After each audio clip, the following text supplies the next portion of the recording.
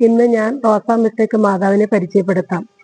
തന്റെ വത്സല മാതാവ് പുത്തനായ യേശു തന്റെ മക്കളെ നേടുവാനുള്ള തീവ്രമായ ആഗ്രഹം കൊണ്ടാണ് റോസാ മിസ്റ്റിക്ക എന്ന പേര് സ്വീകരിച്ചത്. മിസ്റ്റിക്ക എന്ന വാക്കിന്റെ അർത്ഥം അനുഭവത്തിലൂടെ ദൈവത്തെ അറിയുക എന്നതാണ്. 1911 ഓഗസ്റ്റ് 3 പോണ്ടിച്ചിയാരി എന്ന സ്ഥലത്ത് ജനിച്ച ഫിയറിന ഗില്ലി എന്ന നേഴ്സിന് പരിശുദ്ധ അമ്മ നൽകിയ ദർശനമാണ്. റോസാ മിസ്റ്റിക്ക ആദ്യ ദർശനം വയലറ്റ് ഉടുപ്പണിഞ്ഞ് സുന്ദരിയായി പ്രത്യക്ഷപ്പെട്ടു. പരിശുദ്ധ അമ്മ വളരെ ദുഃഖിതയായി കാണപ്പെട്ടു. തന്റെ മാതാവ് തന്റെ മാറിടത്തിൽ 3 വാളുകൾ ഉണ്ടായിരുന്നു. ചുവപ്പ്, വെള്ള, മഞ്ഞ നിറത്തിലുള്ളതായിരുന്നു. പ്രാർത്ഥനയും പരിഹാരവും പ്രായശ്ചിത്ത പ്രവർത്തനവും വഴി അടങ്ങിയിരിക്കുന്നതാണ് ഇതിന്റെ പൊരുൾ.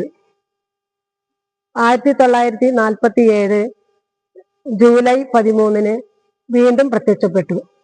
അമ്മ വെള്ള വസ്ത്രമണിഞ്ഞ് വാളുകൾക്ക് പകരം മാറിടത്തിൽ 3 റോസാപ്പൂക്കളുമായിട്ടാണ് പ്രത്യക്ഷപ്പെട്ടത്.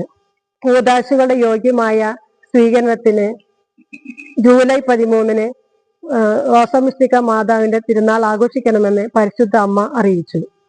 ലോകത്തിൽ വർദ്ധിച്ചു വരുന്ന പാപങ്ങൾക്ക് പരിഹാരമായി വിശ്വാസികൾ കൂടുതൽ സമചിത്തതയോടെ നേടുവാനും പ്രായശ്ചിത്തവും പരിഹാര പ്രവർത്തികളും പരസ്നേഹ പ്രവർത്തനങ്ങളും വഴി യേശുവിന്റെ ജീവിത പാതയിലേക്ക് മടങ്ങി വരണമെന്നാണ് അമ്മ ആഗ്രഹിക്കുന്നത്.